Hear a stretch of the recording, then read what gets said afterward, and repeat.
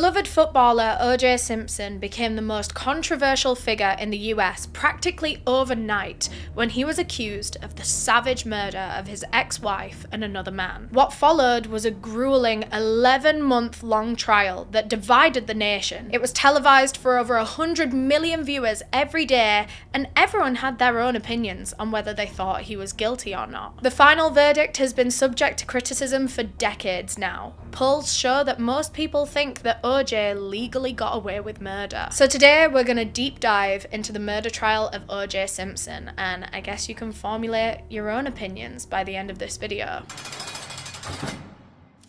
Before we get into the case, I just want to thank our sponsor for making this video possible, Incogni. Incogni is a subscription service that allows you to protect all of your personal information from the thousands of companies that buy and sell and collect it online. Because of my job, obviously, researching and talking about true crime all the time, I feel like I'm very hyper aware of how important it is to protect your privacy and to protect your information as much as you possibly can. Sometimes when I'm researching cases, it absolutely floors me how much information is made public. And I've read too many cases where people's public information is then used against them or used to target them. And trying to find every single database online that has your information stored in it is near enough impossible, but that is where Incogni comes in. Once you start a plan, they will contact hundreds of data brokers that could have your information publicly online, and they will demand that they delete it on your behalf. And this stops your personal information from ending up in the wrong hands. There's a lot of websites that have people's names, addresses, phone numbers, and anyone can request to get that information from these websites. Literally any human being can go on these websites and say, I want EleanorNeale's address.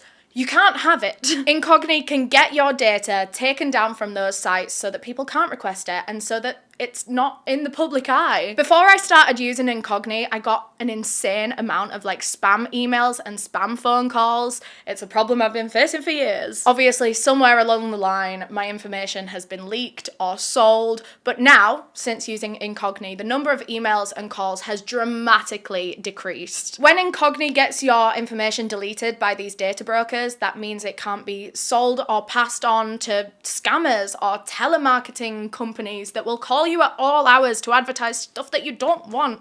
Can you tell I'm still bitter about it? So if you're looking for a way to take back control of your data privacy, then Incogni could be the answer. If you click the link down below and use the code Eleanor at checkout, you will get an exclusive 60% off of an annual plan, which is insane. Thank you so much to Incogni for sponsoring this video. This video is actually the second part of our OJ Simpson series. So if you didn't catch part one, that was where we discussed the actual crime, the murders of Nicole Brown Simpson and Ron Goldman. We dug into all of the crime scene evidence and how police came to the conclusion that the killer might be Nicole's ex-husband, OJ. If you haven't seen part one of this series, I'll leave it linked up here for you. It's important that you watch that one first because I'm not going to be able to go into all of the context in this video, so you kind of need to know everything we spoke about in the first one. So if you need to, pause this video now, go and watch part one, and then we'll meet up back here to discuss OJ's trial. My disclaimer from part one still stands in part two, but just to save my ass legally, I just want to reiterate that all of the information in this video is publicly available. Me and my researchers found it and compiled it all into this one video, but all opinions are mine and mine alone. The sensitive topics covered in this series include, but are not limited to, domestic abuse and violence, racism and racial abuse, suicidal ideation, police brutality, and misogyny. If these topics are too intense for you, trust me, I get it. This is a really heavy case, especially this second half. So I would recommend that you click out of the video now if you feel like it's too intense for you. Hopefully I'll get to see you some other time with a different video. But with all of that being said, let's jump back into the crazy case of OJ Simpson. So the last part left off with police finally arresting and capturing OJ and locking him up in police custody until his trial. He'd already assembled his dream team of lawyers, including Bob Shapiro, Robert Kardashian, but now at this point a prosecutor had been chosen to fight the other side. Her name was Marsha Clark. She'd been working as a lawyer and a prosecutor for 12 years before this, and she took her job very, very seriously. And she treated this case the same as any other case that she'd ever worked on. She didn't care for the great OJ Simpson. The celebrity didn't faze her. She didn't allow for his fame, his money, his power, his connections to intimidate her. She wasn't going to tiptoe around this case just because he was famous. She was a very strong woman who fought for what she believed in, and in this case, she believed that OJ was a murderer. She'd studied all of the evidence that they had, and she realized very quickly that OJ didn't have an alibi. No one could give him an alibi for that night. What we do know of OJ's movements that night comes a lot from his friend slash housemate, Kato Kaelin. He said that he was out with OJ around 9 p.m. that night. They went out in the car to go and get McDonald's. I think they ate it in the car, and then they returned home for about 9:40 p.m. The murders are believed to have taken place around 10 p.m. and no one saw OJ from 9:40 when they got home until 11 p.m. that night. There's that whole window of time that he is unaccounted for. Even he hardly knows where he was. Do you remember that really confusing statement that he gave police in part 1 about buying flowers for his daughter or going to his girlfriend Paula's house? Like, even he couldn't say where he was. Anyway, the next time Kato Kaelin saw OJ Simpson, it was 11 p.m. that night, and he seemed a bit agitated. He was hot and sweaty, even though it wasn't that warm out that night. And his limo driver even said the same when OJ finally turned up late for his transfer to the airport, but we'll get back to that in a second. But eventually when he did get there, he had 4 bags to take to the airport with him, and the limo driver was helping him to load them into the car. But there was one bag that he was very tetchy about. He wouldn't let the limo driver touch it. He wanted to load it into the car, and then when he got out at the other end, he wanted to unload that one particular bag. He wasn't letting anyone touch it. He took all 4 bags to the airport with him in that limo, but police have since spoken with airport staff and looked at records and found that OJ only checked in 3 bags. He took 4 and only had 3. So people naturally have speculated what could have happened to that 4th bag before he got on the flight. It seems as though it was ditched. So what could have been in it? Hypothetically, if OJ was the murderer, he probably would have a lot of stuff that he wanted to get rid of, you know, bloody clothes or murder weapons. Who knows? But anyway, back to that limo, because like I said, he was late for it. It was actually supposed to pick him up at 10:20, and he didn't get there until 11. So he was busy. He was doing something, and the limo driver couldn't get hold of him at 10:20. The driver said that when he arrived, he buzzed the intercom, tried to call OJ's phone to let him know that he was there, but he got no response at all. He just couldn't get hold of him. So he decided to just kind of wait, you know, linger outside and hope that OJ would come soon. And then eventually at 11 p.m, a very disturbed looking OJ came out carrying all these 4 bags. But around 15 minutes before this, 10:45-ish, the limo driver is just standing outside of his vehicle. He's just waiting, and he witnesses something strange. A man of OJ's stature was messing about kind of near some bushes behind the house, and then he snuck in through the front door at 10:45. And this is very interesting because if you remember from part 1, Kato Kaelin was in his room at 10:45 and he heard some banging outside, and he didn't know what it was at the time, but maybe it could have been OJ. And then the next morning, that suspicious right-hand leather glove was found right where all the banging was, right where the limo driver had seen that shadowy figure rummaging around. The glove that could well have matched the glove from the crime scene was found. It's all just so dodgy. OJ doesn't seem to have an alibi for that hour of time, and people think they saw him acting suspiciously. In fact, there'd been another witness come through with another dodgy sighting of OJ from in that unaccounted for window of time. A woman had been driving around in Nicole's area of Brentwood when a white car tried to cut in front of her, and she didn't move. She wasn't going to let him cut in. So the driver started going absolutely mental at her, banging on his window, beeping his horn, screaming, "Move your damn car, move it, move it." The woman remembered thinking she recognized this man, but she couldn't quite place it in her head at the time. But regardless, she noted down the license plate of this dangerous driver, and what do you know? It was OJ's car, the white Bronco that had blood on it the next day. So now we know that he was out in his car, driving around Nicole's area in that unaccounted for window of time. Interesting. But annoyingly, this witness and this account that she tells was discredited because she sold her story to a tabloid magazine. She had already given this information like in court, I think in a preliminary hearing of sorts, but because she sold the story before the full trial had ended, they just couldn't use it anymore. OJ's team tried to say that she made it up and sold it for money and for 15 minutes of fame, and so in the end, it was practically brushed off as unusable. And I mean, I'm not a legal professional, but I mean, she did already give it in court before she sold it. It's annoying that she sold it before the trial was over anyway. Even though I don't fully understand it, like I kind of get it, I get it. Marsha Clark, the prosecutor, was furious when she found out that this witness sold her story, because that would have been so valuable, and now it's deemed untrustworthy. She actually made a statement to the court. She said, "Because it is our duty as prosecutors to present only the evidence in which we are 110% confident as to its truthfulness and reliability, I must now ask you to completely disregard the statements given and the testimony given by Jill Shively in this case." But even though she was disappointed to be losing such strong evidence, she knew that there was plenty more evidence for her to be able to build a case on. For example, OJ had been accused and actually reported by Nicole herself for domestic abuse several times throughout their relationship. There were plenty of 911 calls from Nicole herself. Police had been down to the house. He'd even been physically arrested one time for it. I mean, he was let go, and like I said in the first part, he was never actually charged for domestic abuse in any capacity. There was one case where he ended up pleading no contest to spousal abuse, which essentially is him agreeing to take the punishment of what he's being accused of, but it's not like a guilty plea. He's not admitting guilt. He's actually maintaining that he's innocent, but he said, just give me the punishment anyway, like I'm not going to bother fighting against it. Nicole ended up dropping the case against him in the end, as she often did, as she did every single time. And we talked about this in part 1 because he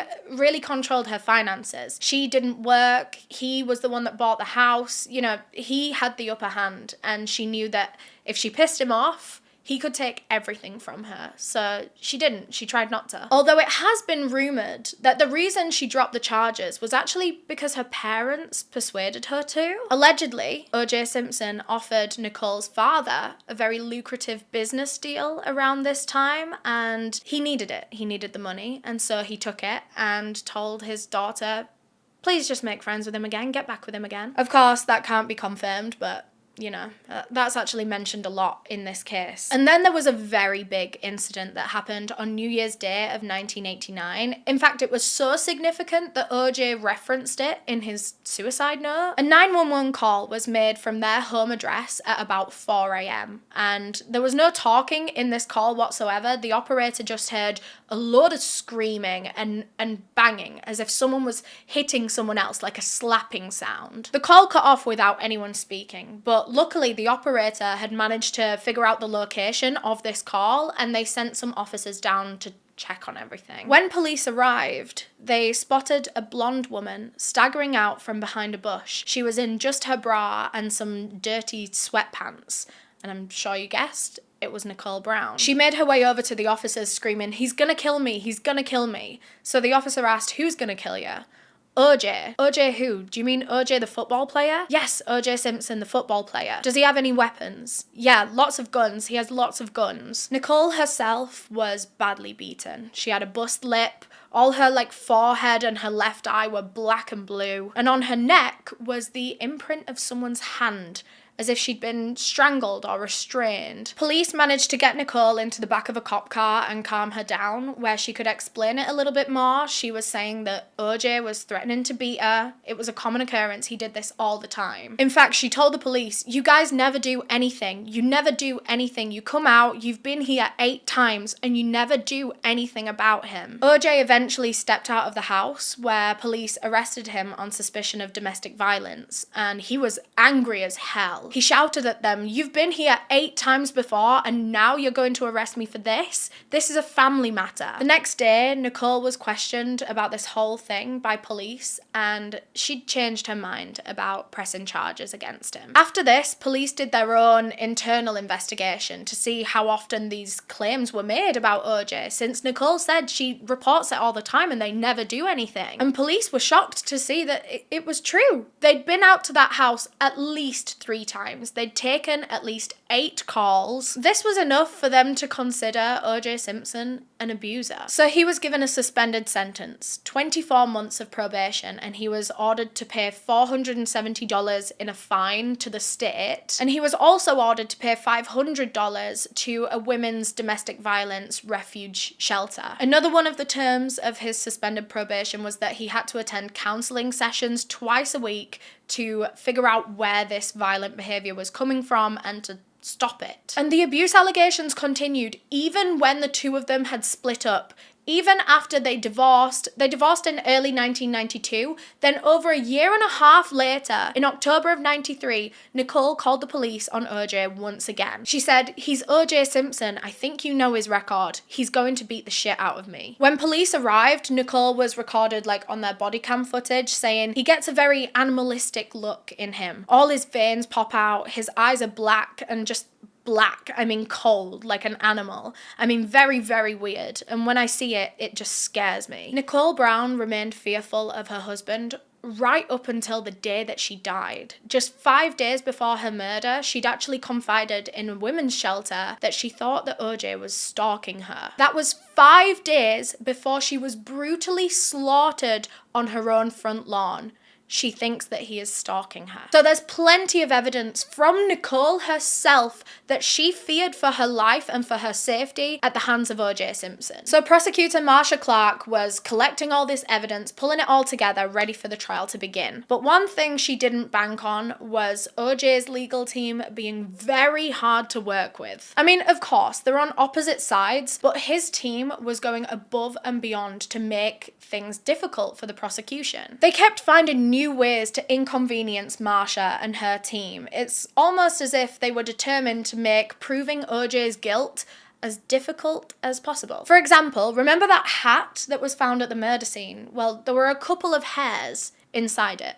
Probably the murderer's hairs. I don't know, probably. So, of course, Marsha orders for a hair sample to be taken from OJ so that they can test his hair against the hat hair. When they received this request for a hair sample, his defense said that Marsha could have one singular strand of his hair. Well, a standard hair sample is usually about 100 hairs. They take them from different places, just so that they've got plenty to be able to test. But no, OJ's team was saying, you can have one. No more. Marsha herself said that she'd never seen a court attempt to restrict that, to which Bob Shapiro argued that 100 hairs is unduly invasive. So a separate court hearing was held for this issue alone, just to settle this debate between the sides, and it was ordered that OJ had to give a sample of 10 hairs. No more, no less, 10 hairs. And like I say, 100 hairs is standard practice. Marsha couldn't understand how OJ's team had made it seem so invasive and so unnecessary when it's necessary in every other case. His defense didn't stop at the hat though. They had plenty of other methods of inconveniencing the other side. They wanted to fight to get a lot of the evidence discounted in this trial on the grounds that the initial search of OJ's home was actually illegal because they didn't have a search warrant. Remember, the reason police scaled the wall and went into the house without a warrant was because they'd spotted blood on his car and they feared that someone inside might be injured or dying or, God forbid, even already dead. Usually, under certain circumstances like that, where they think that someone is in danger, someone needs help, usually it's okay for them to bypass needing a search warrant and just go straight ahead. They'd be able to argue in the aftermath that we thought we needed to be there, we thought someone needed saving. And that's what they tried to do here. They were like, come on, this is a rule that we're allowed to do this if someone could be in danger, but OJ's team weren't gonna let them get away with it here. They said that all of the evidence that was noted and found in that initial search should be completely discounted because the way that it was collected violated the law. His lawyers tried to say that the police didn't actually think that OJ was hurt or that he was in danger. They didn't think his life was at risk. They just wanted an excuse to get in there as soon as possible and not need to wait for a search warrant so that they could get finding evidence to pin this murder on him immediately. His legal team were very much playing into the distrust that black people had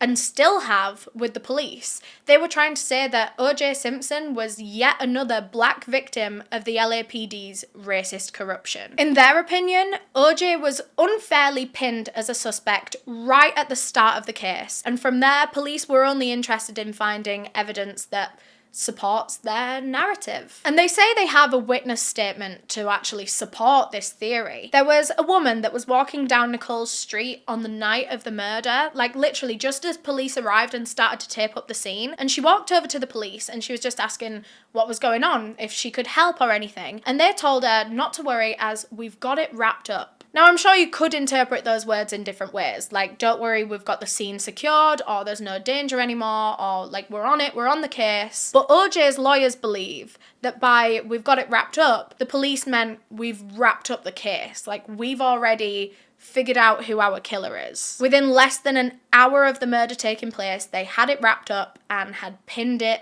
on OJ Simpson. And this was the main, backbone of this whole trial. The defense were trying to say that the LAPD had been racist and that's why they've pinned it on OJ. But then the prosecution were trying to argue that no, all of this is just standard practice, but when you twist it with that lens on it, you're making it look bad, but that's not what it was. Think the collection of hair samples when they said it was unduly invasive to ask for more than one hair, when it is standard procedure to get a whole load of hairs to be able to test. Which, by the way, just for the record, the hairs were a match. That was OJ's hat, or at least his hairs were found in that hat. So But anyway, all of that was pre-trial, preliminary hearing, pre-court dates. We haven't even got to the actual trial yet, can you believe? But before we can actually get into the trial, I want to tell you about the absolute shit show that was the jury selection for this case. So of course, when a jury is selected to be on a court case, they should be completely blind to the case that they are walking into. They shouldn't have any prior knowledge, any prior beliefs or feelings about the case, just in case that might sway how they vote. But in cases this famous or infamous, it's pretty hard to find eligible jury members that don't already know who OJ Simpson is or haven't seen this case in the news or didn't literally tune into the white Bronco chase. It was practically impossible to find a short list of jurors. They ended up finding 900 potentials, which I know sounds a lot, but think how many people are in America, man. They brought people in from everywhere. And over a very long process, these 900 jurors were slowly whittled down and down and down until they had 12 jurors and 12 alternates. Each of the 900 potentials were given a questionnaire to fill out before they started the shortlisting process. So then they could see how suitable they would be for the trial, if they had any personal biases or personal experiences that might sway how they vote in the case. Some of the questions included, have you ever asked a celebrity for an autograph? Have you ever known anyone who had problems leaving an abusive relationship? What do you think is the main cause of domestic violence? Have you ever dated a person of a different race? And does playing sports build an individual's character? So when the jurors were originally whittled down from this 900, they got them down to about 300, I think. And from that point, the judge in this case allowed both of the teams of lawyers on both sides to have the chance to meet each of the candidates, ask them questions, interview them, and, just assess their appropriateness for the case, I feel. So this process took quite some time. I mean, there was 300 of them to ask further questions to. It's quite a process. And during this stage, OJ's lawyers held a news conference where they said that they were concerned about how the prosecution were choosing their jurors. They said it seemed intentional to cause issues for OJ. Bob Shapiro claimed that they were trying to get black jurors removed for cause because they are black, because they have black heroes, and because OJ Simpson is one of them. There's no other reason. And holding this news conference did a lot for their overall argument, because the very next day, the front page of the LA Times read, "Prosecutors targeting black jurors," Simpson team says. But despite the media's input on the situation, both teams of lawyers were steady making progress, questioning the jurors, picking them out, until suddenly, all momentum came to an abrupt halt, because one of Nicole Brown's best friends, named Faye Resnick, had just published a book all about Nicole and her relationship with OJ and how she thinks OJ murdered her. Everyone was talking about this book. This was one of the first, inside looks into their relationship that had happened since the murder, I guess. In it, she talked about Nicole and OJ's abusive relationship, along with some very unflattering comments about Nicole just sprinkled in, like she was a drug fiend, she was always at orgies. She even said that the two of them had, sexual relations while they were in their respective relationships. In an interview about this book, Faye Resnick said, "When I went to see a psychic after Nicole was murdered, the woman gave me a message from Nicole. The psychic said, 'You will be writing a book. Nicole wants you to be faithful to your heart. She wants you to call it as you see it.' Whether you believe in psychics or not, that's your own call." But it seemed that Nicole's advice from beyond the grave happened to fit very well with Faye Resnick's needs at that point in time. Well, her need for money at that point in time. She was currently going through a very pricey divorce settlement, and her husband was very, very rich. She was used to a luxury lifestyle, but now they were getting divorced. She didn't have that income anymore. She needed to make her own money.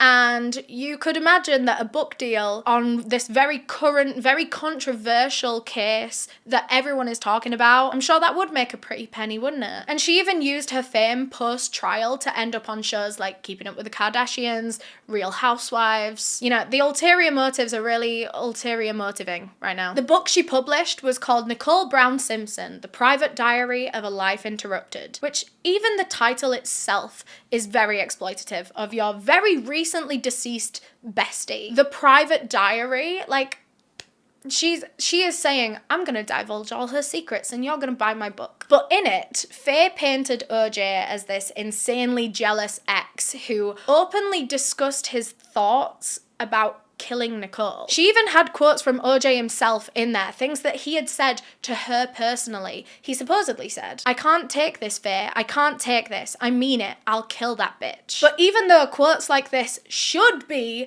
very damning in the court case, we have that same issue as with the witness earlier. She cashed out on it instead of just giving it to the trial and letting that happen. I mean, you could have made your book afterwards. Come on, girl. Of course, she was now no longer a credible witness in the eyes of the court, and so Faye couldn't be called up as a witness to be able to give all these quotes over. And I mean, if those quotes are genuine, if OJ really did say that, I'm pissed off. I'm pissed off at Faye for publishing that and getting the money for that rather than getting justice for her friend. But yeah, the reason I bring up this book mid-jury selection is because that's when she published it. She published it before the main trial even fucking started. So everything had to be halted for 48 hours because this book was so talked about, and the judge said that the book caused the court great concerns about the ability of Mr. Simpson to get a fair trial. And he also said that he needed to look into the ramifications of this. I mean, this could have meant that the whole trial was thrown out and they might have had to start again. Faye Resnick could have really fucked this up for her friend. The judge rightfully worried that these potential jurors could read the book or hear about the book, hear quotes from the book, hear people talking about it. You know,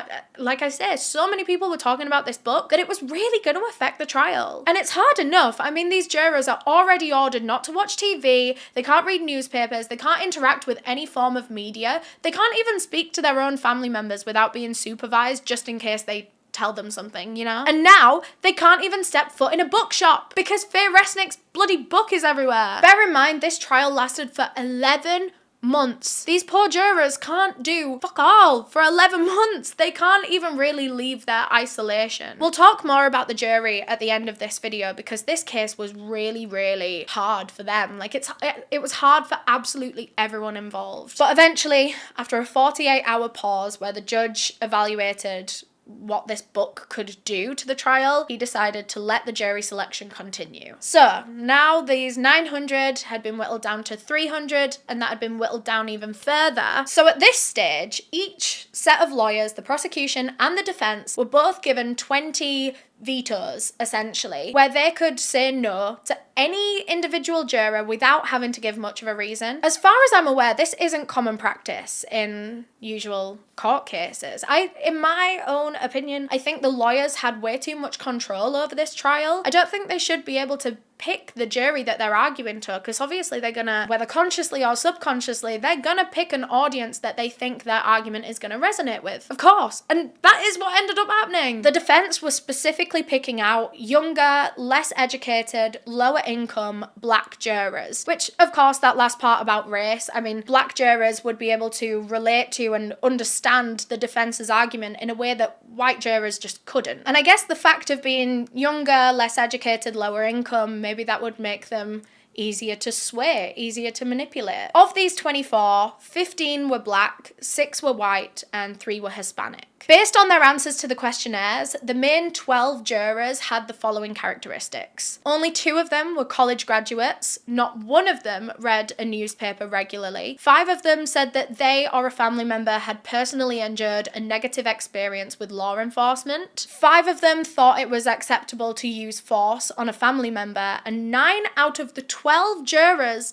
thought that OJ Simpson was less likely to have murdered his wife because he had excelled at football. During the selection, the prosecution didn't use all 20 of their vetoes, which I feel could have been a mistake, honestly. But that is the jury that they're dealing with. Oh, and one last thing before we get into the trial. I promise we will get there in a second, but there was a really important little shake-up right before the case went to trial. Bob Shapiro, OJ's main lawyer, the leader of the dream team, actually suggested that maybe OJ should just take a plea deal. Maybe he should just plead guilty to manslaughter, get a lesser sentence, and be done with all of this quicker. Well, OJ did not like that. Shapiro was kind of admitting defeat. He was admitting that he didn't think that they could win this trial as is. Well, the rest of the team were not on his side. They were not down for that. In fact, they decided to kick Bob Shapiro off of the top spot, since he clearly wasn't on the same wavelength of the rest of the team, which was OJ is innocent and we are going to prove that. The rest of the team and OJ himself felt like they couldn't trust Shapiro anymore. They couldn't trust his confidence in the case as well. So he was replaced actually by a black lawyer named Johnny Cochran, who was incredibly passionate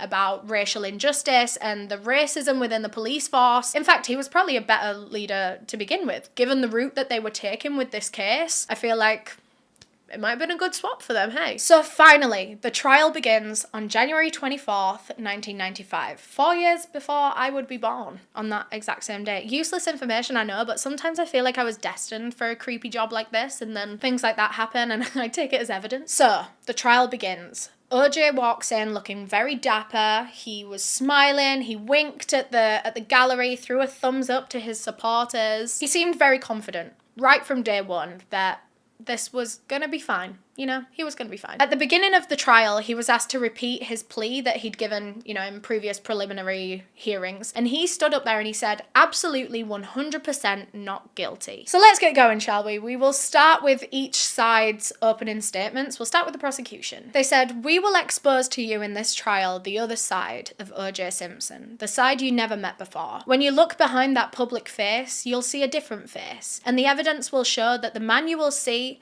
will be the face of a batterer, a wife beater, an abuser, a controller, the face of Ron and Nicole's murderer. And then they briefly ran through the events of the day leading up to the murder. They said that OJ had attended his daughter's dance recital, where he supposedly greeted everyone except from Nicole. Apparently, he then moved his chair away from her to in the corner of the auditorium, and he sat there facing Nicole and he just stared at her. He just sat there staring at her. This was a menacing stare, a penetrating stare. It was an angry stare, and it made everyone very uncomfortable. And this made the conclusion very simple. She left him. She was no longer in his control. He could not stand to lose her, and so he murdered her. They mentioned the blood evidence that had been found, and that the blood on OJ's car matched him and Ron Goldman. And before this event, Ron and OJ had never met. They didn't know each other. There was no possible reason why Ron's blood should have been anywhere near his car. They weren't friends. They weren't even acquaintances. And those blood drops at the scene that were found, alongside the footprints, that blood was more than likely OJ Simpson's. We'll talk actual statistics and numbers and percentages in a little bit, but this was just the opening statement where they said, we think that blood is OJ's. And also, those footprints that were leading away from the scene, they were size 12 men's shoes. The exact size that OJ Simpson was. But anyway, the prosecution's opening statement ended with, on June 12th, 1944, after a violent relationship in which the defendant beat her, humiliated her, and controlled her after he took her youth, her freedom, and her self-respect. Just as she tried to break free, Orenthal James Simpson took her very life in what amounted to his final and his ultimate act of control. And in that final and terrible act, Ronald Goldman, an innocent bystander, was viciously and senselessly murdered. And then OJ's defense came with their opening statement. They said, Detective Mark Fuhrman will play an integral part in this case for a number of reasons.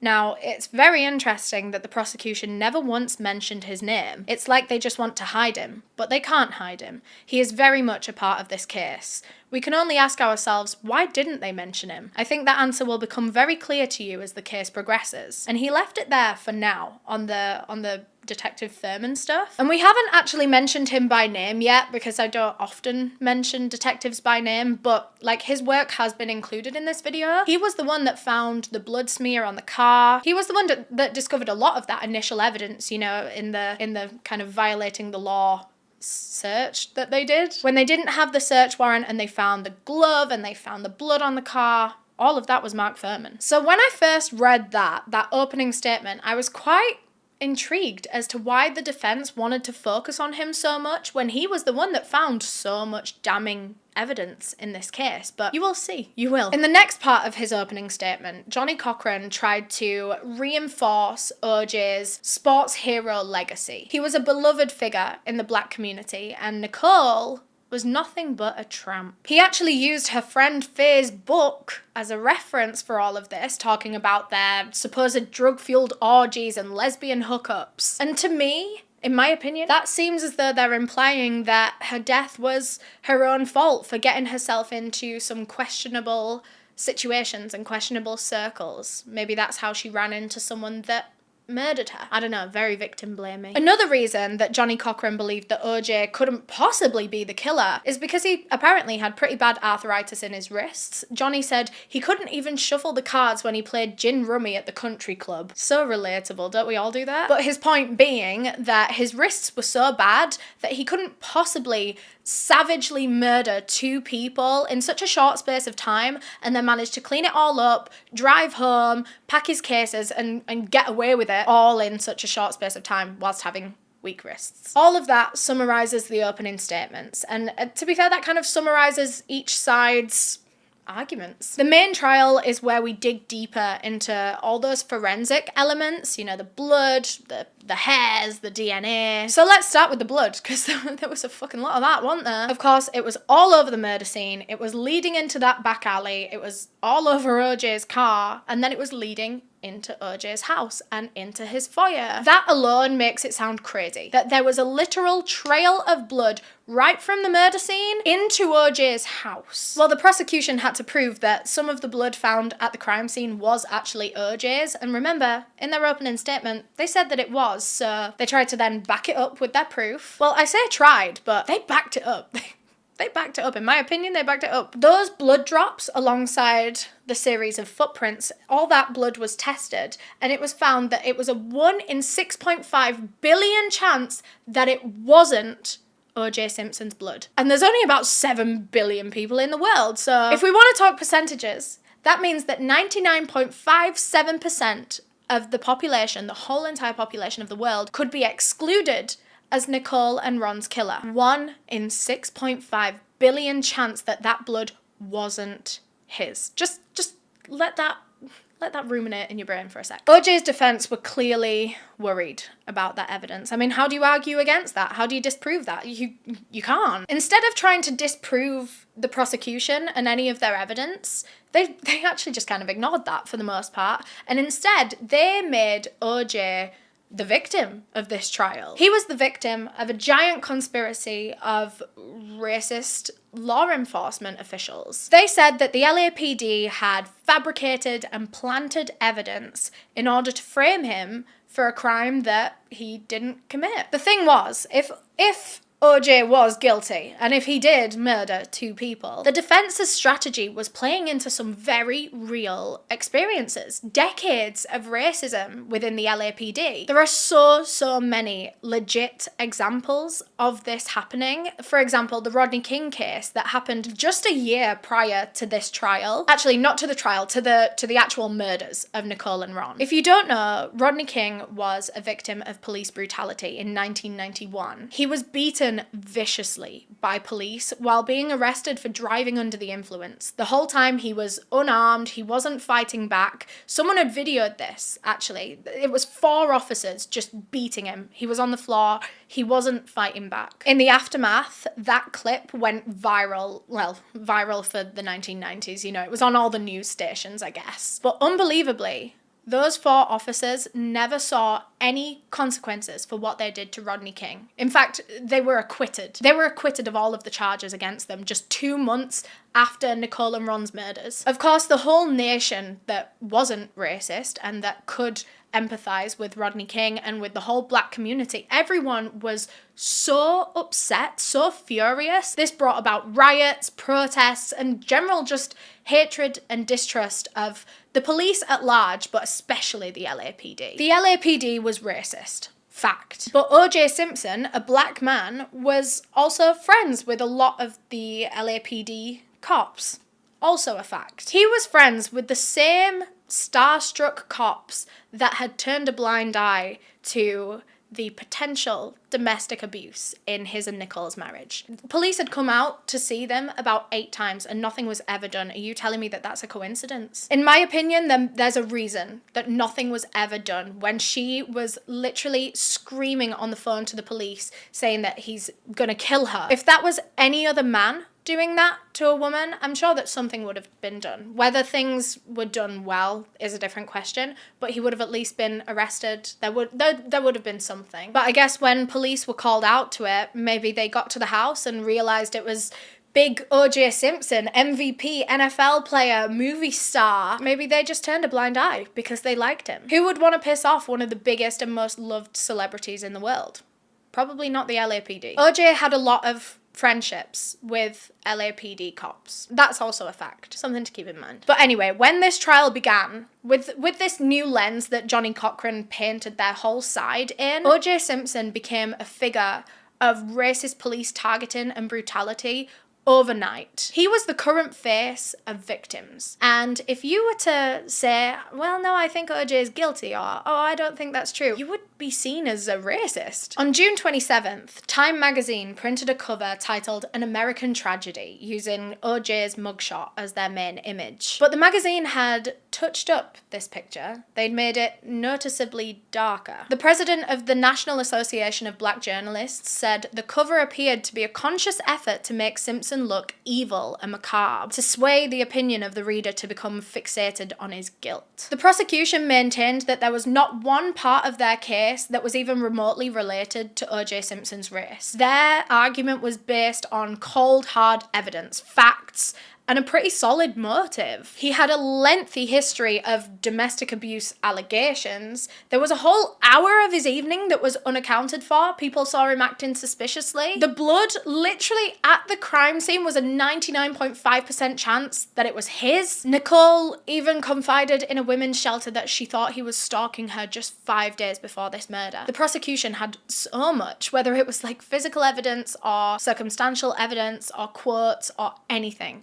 They had so much to prove their side that wasn't related to his race in any way. And OJ's team knew how damning all of the evidence against him was, and that left them with only one option, really: to chip away at the believability of the prosecution's case, putting plausible deniability in the minds of the audience, because, as you might know, the jury can only convict someone if they are sure beyond reasonable doubt that they did it. If there's even a shadow of a doubt in their minds, they're supposed to acquit or I don't know.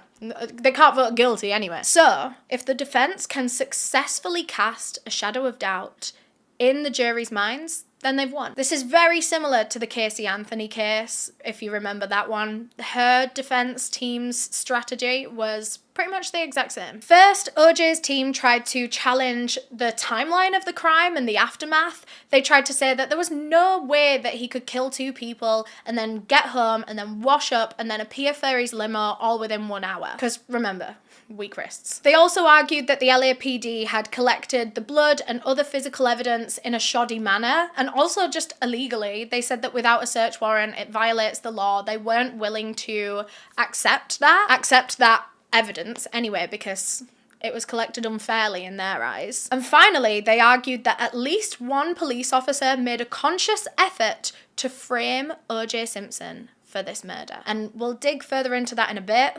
We'll dig really far into that in a bit. But that summarizes his defense, and they really hoped that all of that could cast a shadow of doubt in the minds of the jury.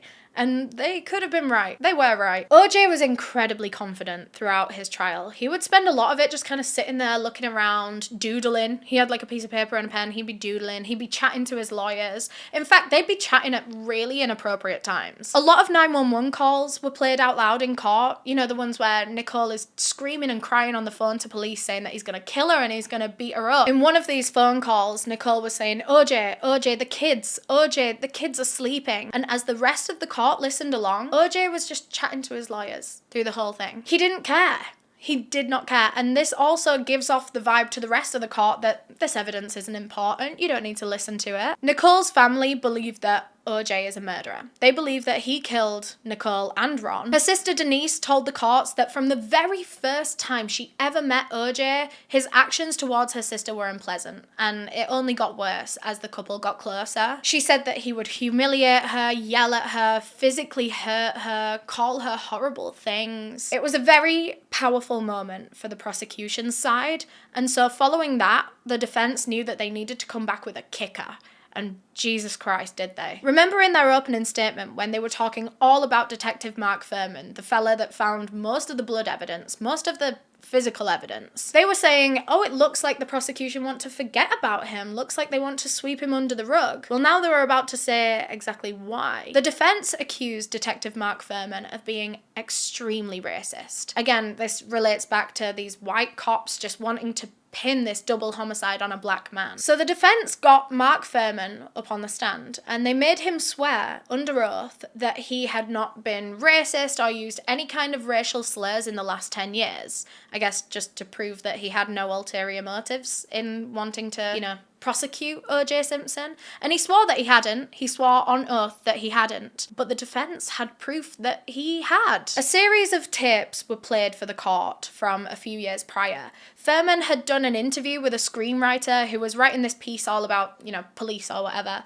And she'd interviewed a few different people, especially about police brutality. And in these tapes, Mark Fuhrman said the N-word 40 times. 40 times. And that is just insane. That the man that found the most physical evidence, the most damning physical evidence in this whole case, turns out to be a racist.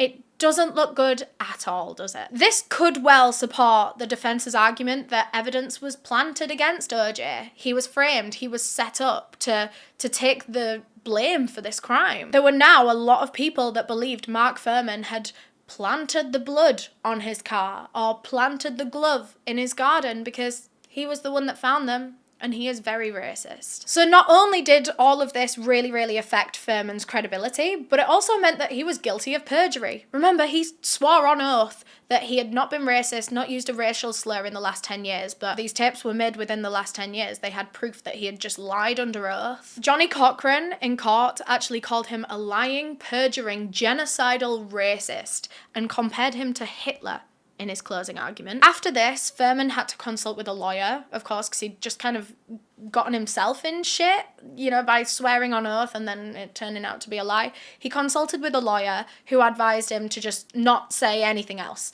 Just go up there and plead the fifth. Like, use your right to no comment. But the tricky thing about that, like, obviously I get why the lawyer would say that because he's just gotten himself in a load of trouble. But the problem with that is that they hadn't finished questioning him, actually. So the defense brought him back up to the stand to now question him about blood evidence and all that. And to every single question, Mark Fuhrman exercised his right to silence. So, for example, with such a simple question of, did you plant or manufacture any evidence in this case? He had no choice but to say, I wish to assert my Fifth Amendment privilege. And this, of course, worked perfectly for the defense. He could not, and so he did not, outright deny planting any evidence. Crazy. Crazy, crazy. Moving on. Next up to the stand was a forensic criminologist. Now, I don't think he was supposed to be on either side. I think he was supposed to be a neutral entity in this case, just to present the physical evidence. But when you think about it, the physical evidence is kind of on the prosecution's side. So even though this guy is neutral, what he's about to present is going to look good for the prosecution. Or at least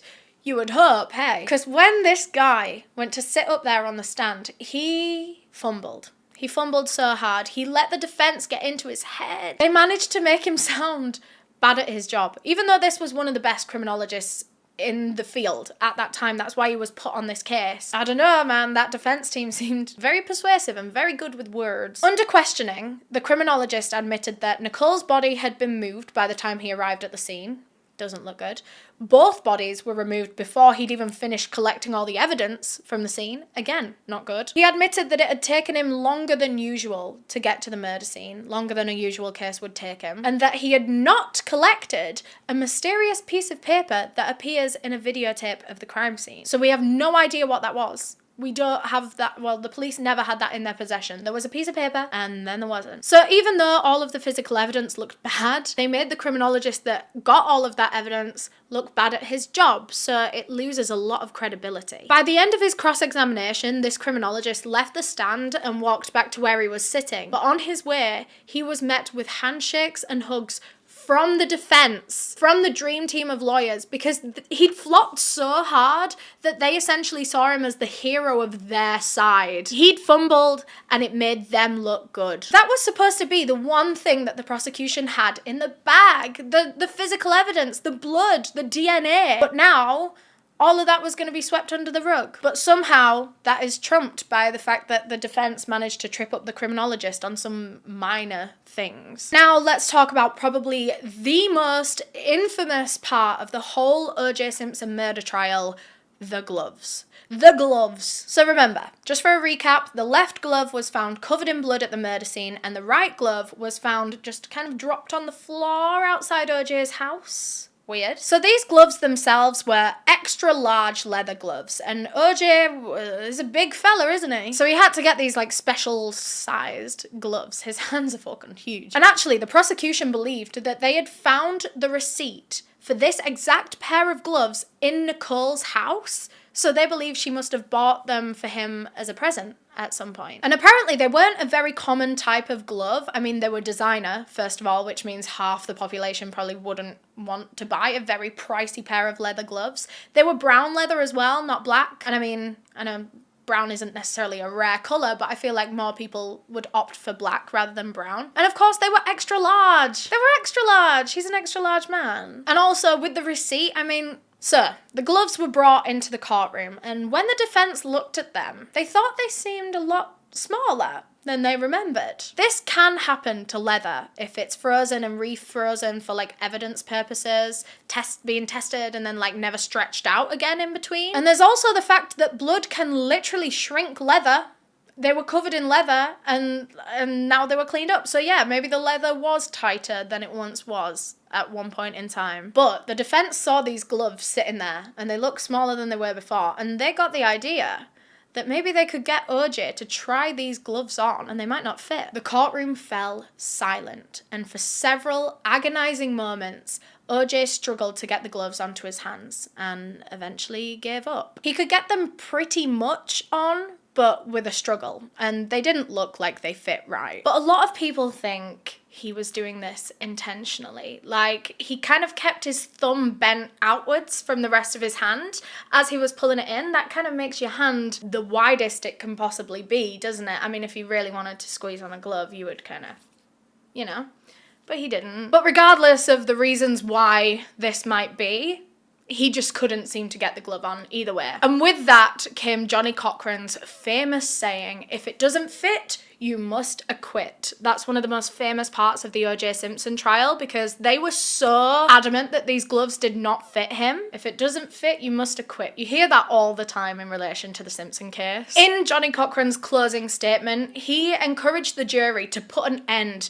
to what he believed to be a cover-up, to what he believed to be corruption. He said, "If you don't stop it, then who? Do you think the police department is going to stop it? Do you think the DA's office is going to stop it? Do you think we can stop it by ourselves? It has to be stopped by you." And he's saying this to a jury of mostly black citizens that are of course going to feel a certain way about this black man being prosecuted for a crime that has been made out during this trial to be a racist cover-up. Of course, hearing this will spur some feelings and potentially some actions from them. In the prosecution's closing statement, Marsha Clark started out by addressing the whole Detective Mark Fuhrman fiasco. She said, "Did he lie when he testified here in this courtroom saying that he did not use racial epithets in the last 10 years? Yes. Is he a racist? Yes. Is he the worst LAPD has to offer? Yes. Do we wish that this person was never hired by the LAPD? Yes. But the fact that Mark Fuhrman is a racist and lied about it on the witness stand does not mean that we haven't proven the defendant guilty beyond a reasonable doubt. And it would be a tragedy if, with such overwhelming evidence, ladies and gentlemen, as we have presented to you, you would find the defendant not guilty in spite of all of that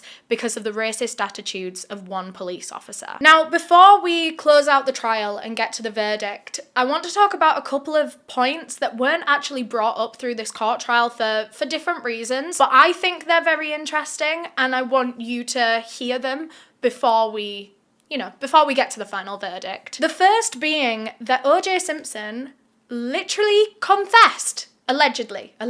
His friend Rosie Greer was a former NFL player, that's how he met him, but Rosie had since retired and become a pastor, a very religious figure. And when he came to visit OJ when he was arrested and he was in police custody, OJ supposedly kind of confessed to him in a bit of a sin confessional, and supposedly this was overheard by a prison guard. So there were two people that heard this alleged confession, but because it was like a religious thing, it's supposed to be confidential and therefore couldn't have been used in court. Now, I'm not gonna lie, I don't fully understand this. All I know is that it's been said that OJ has confessed to this Rosie Greer and a police officer overheard it, but it couldn't be used in court because of the religious boundaries within how it was said. I'm not entirely sure. Honestly, legal stuff really, really confuses me. Like, no wonder I wasn't a lawyer because I'm sat here going, why can't we use it? Like, if he said it, he said it. I don't care who he said it to. If he said it, we could probably use it. And something else that I came across in my research that I personally found super interesting, but again, it wasn't brought up in court at all. It wasn't part of the case. But OJ Simpson was actually knife combat trained. Can you believe? Just before this whole case, he was booked for a TV movie called Frogmen, and he was like the main star of it. He'd like really moved into acting towards the end of his sporting career, because at this point, he was like 40 something? And he was a celebrity, and you know how celebrities just get like movie cameos and TV show cameos and stuff. He was doing quite a bit of that in the run-up to this trial. And actually, Frogmen never aired because it got finished like just before their main star got accused of double homicide. So they never released it. It was supposed to be like an A-team combat action style movie. And like I say, OJ was the lead character. He was like the leader of a gang and he had a lot of knife fighting scenes. So he had to be specially trained in knife combat, or specifically like stage knife combat, but either way the moves are the same. And it turns out that this training was done with the exact same type of knife that was used to kill Ron and Nicole. And this type of knife isn't like a majorly common one. It's not like a kitchen knife that everyone has. It's like a special like combat like dagger type knife. One that you can't get like everywhere. I don't know. Just a little interesting thing that I found. But that rounds off all of the evidence. And by now, the jury were absolutely exhausted. It had been 11 months of such intense work. Like hearing all these desperate phone calls from Nicole pleading with OJ to stop and pleading with the police to help her. And there was the whiplash of like the prosecution bringing up some really valid evidence and then the defense finding a way to just like throw it off. Like it was a very like shaky trial. I imagine it was a lot of hard work, a very stressful job. And actually at this point, a lot of jury members were getting diagnosed with depression and anxiety. They were having to go on medication because they hadn't seen their families in 11 months. Through this whole trial, they weren't allowed proper contact with their families, only supervised contact. They were only allowed to watch certain movies. They couldn't read the papers. They couldn't do anything. Sorry, my cat just jumped up on the desk. Oh my god, and now she's grabbing hold of the microphone. Girl, we'll make you your own channel. And actually at this point, the jurors, because they'd only really been able to spend time with each other, they were essentially on lockdown from the rest of the world. They could only really conversate with each other. And because this case was bringing out some deep, deep feelings in these people, there were a lot of conflicts. Like they weren't friends, these jurors. They would have these movie nights where they were only able to watch like selected films, and these movie nights would often end in big arguments. And actually, when they would eat all of their meals together, by the end of the trial, they all started like eating separately from each other. They were segregated pretty much by race from their own volition. They didn't want to sit with each other because it seemed that the white jurors were on the prosecution's side or leaning to the prosecution side, and the black jurors were definitely on OJ's side because they saw this as corruption, as a racist targeting cover-up, and they were on his side already. One of the jurors had been quoted saying, and this is a bit of a confusing quote, so forgive me, but they said, there may be a person that, say one of the Caucasians, will say, I can't vote him not guilty because when I walk out of here, I want to walk back into a life. Or an African American might say, I can't say he's guilty because I want to walk out of here. All of these jury members feared how they would be treated by their own community once they leave the perimeters of this trial, based on how they voted. So a lot of the black jurors felt obligated to vote not guilty for this black man that they believe is being done badly. And the white jurors, as much as they kind of leaned towards the prosecution, they were also kind of feeling the same way, that if they were to vote guilty, then they would be viewed as racist because of how this case had been made out, and everyone truly believed that OJ was a victim. Then these white jurors would look awful. They would look evil. So it becomes less about like actually fairly and objectively judging this case, and it becomes more about, how do I look? How will the way that I vote make me look to the rest of the world? The defense had successfully done what they set out to do, make people vote based on how they would be seen through the lens of racism versus how they truly felt about the evidence in this case. So now, when the trial ended, it was time for the jury to go off and deliberate and go over all the information that they'd been given over the last 11 months, and then finally come to a verdict. Of course, this deliberation was expected to take a long time, potentially weeks, because there was so much evidence, so much information to go over and to think about, but actually it took 4 hours. 4 hours. There's a lot of cases where it takes at least a couple of days, and there's like a quarter of the information that there was in this case. I think that says a lot in itself, that they all got into this room and they only had a 4-hour conversation to consolidate the last 11 months of their lives. So 4 hours later, when the jury walked back into that courtroom, over 150 million people were watching live as they gave their verdict. We, the jury, in the above entitled action, find the defendant Orenthal James Simpson not guilty of the crime of murder in violation of Penal Code Section 187A, a felony upon Nicole Brown Simpson, a human being, as charged in count 1 of the information. You can see the relief in everyone's faces. Like, OJ can't physically stop his smile from peeking through. All his lawyers are hugging him and congratulating him. But did you notice Rob Kardashian's face? When the verdict was read out, he seemed almost disappointed. He wasn't smiling, he wasn't celebrating straight away. And it's been said that Rob Kardashian started to change his mind halfway through the trial or halfway through working with OJ Simpson.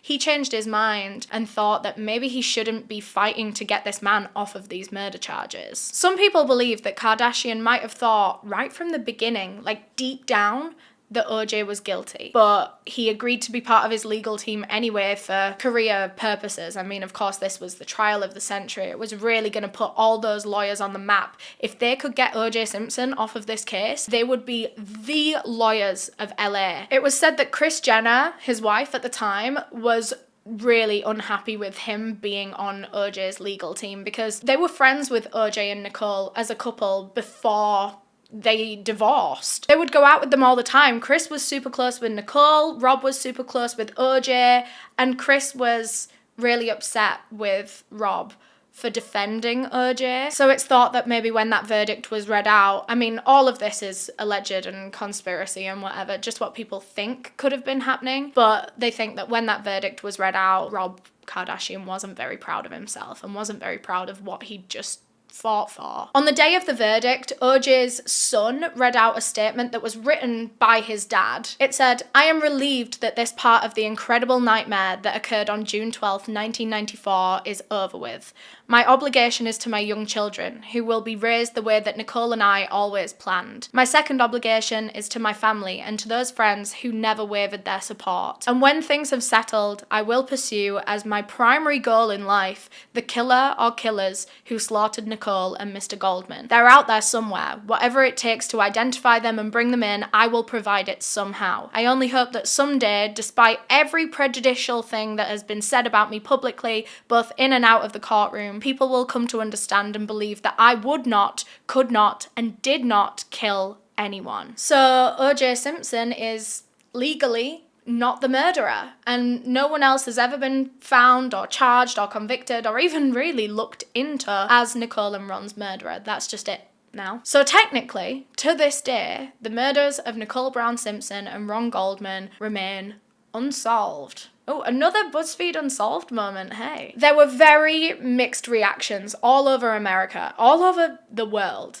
to this verdict. But still, despite his freedom and despite his official non-guilty verdict, he was dropped from his personal agent and the talent agency that he'd been with for 20 years. I guess no one wants to represent someone that a lot of people still believe to be a murderer, maybe, allegedly. He also lost a lot of friends after this trial. I mean, polls show that over half the country was outraged by this verdict. Over half the country strongly disagreed with the findings. They believe that OJ legally got away with murder. Sure, he'd gotten off of his murder charges, but half the nation hated him.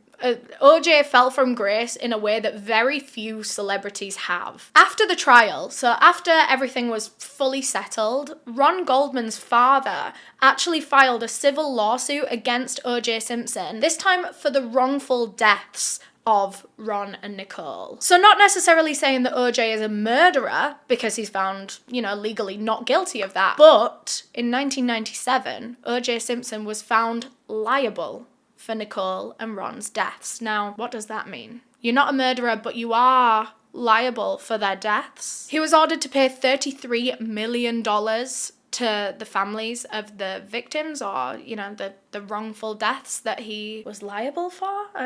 He was ordered to pay $33 million, but he has only ever paid less than $500,000. And you would think that this case would end there. You would think that after such a close call, OJ would probably want to stay out of trouble and stay out of jail for the rest of his life. But actually, it seems it kind of went the other way. He feels invincible now. Like, he can do anything and get away with anything, and he'll always be fine. He's OJ Simpson. In 2008, 14 years after the murders, OJ Simpson was convicted of kidnapping and armed robbery. Along with 3 other men, OJ stormed into a Vegas hotel and casino and stole a load of sports memorabilia from traders. They went in there with their guns raised, and at gunpoint, they pulled these 2 traders into another room, I think actually into one of the hotel rooms, and they kidnapped them, like held them there hostage until they offered up the memorabilia that OJ wanted. Now, I believe the reason that all of this happened was because it was like his memorabilia. It was like, I don't know for sure, but I think it was like, you know, like OJ Simpson's jersey and da-da-da-da.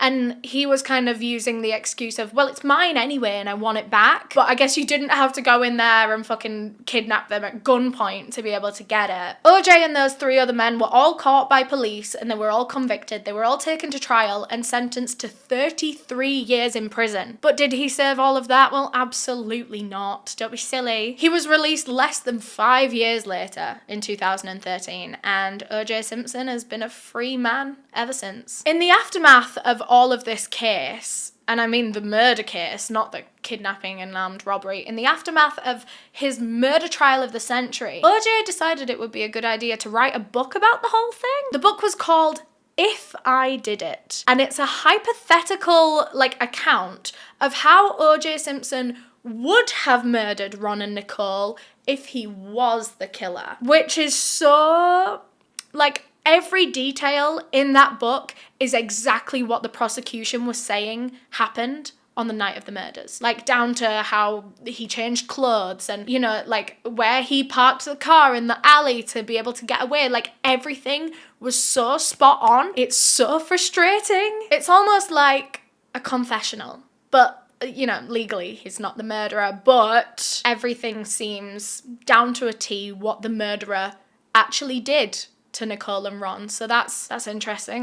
They're suspicious. But don't worry too much, because Ron Goldman's family actually ended up suing and getting the rights to this book. And they republished it with a new cover, which is amazing. It's still called If I Did It, but they've kind of hidden the if inside one of the letters. So when you straight up look at this cover, it just looks like it says, I did it. That is so clever. I love that so much. 10% of the profits of this book do go to relieving OJ's debt, his bankruptcy. He went bankrupt from, you know, having to pay so much money for that wrongful death lawsuit. And the Goldman family had to agree to that 10% in order to be able to get the rights to the book, so whatever. But the rest of the profits are split between 2 charities. Both of them are no longer active, but the first one was the Nicole Brown Charitable Foundation. That was a domestic violence charity that supported victims in crisis, like in the immediate aftermath of them fleeing their abusive partner and things like that. It sheltered women. It overall just educated people on domestic violence. And the other charity was the Ron Goldman Foundation for Justice, and they supported just kind of any victims of any crimes that were done wrongly to, and now they're left suffering. It was just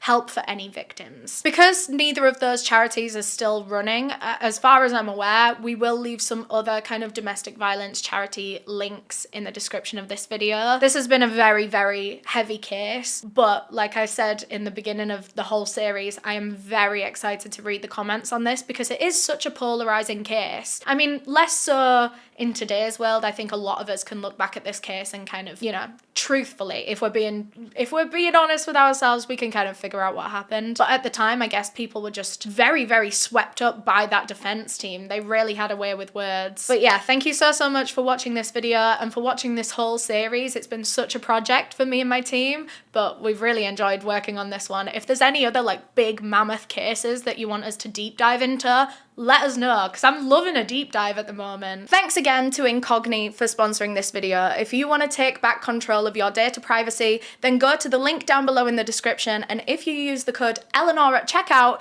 you'll get 60% off of an annual plan, which is insane. Thanks again to Incogni. But yeah, thank you so much for watching. If you enjoyed, please leave a thumbs up below, because that really helps the video get out to more people. If you engage with it, if you comment on it, that really helps me out, and I would really, really appreciate that. If you want to watch another video of mine, there'll be one on screen right now, or if you want to subscribe to my channel, you can click the little circle with my face in, because we post true crime content every single week on this channel. With all that being said, I'll see you next week, or in the next video actually, because I think something interesting is coming at the end of this month.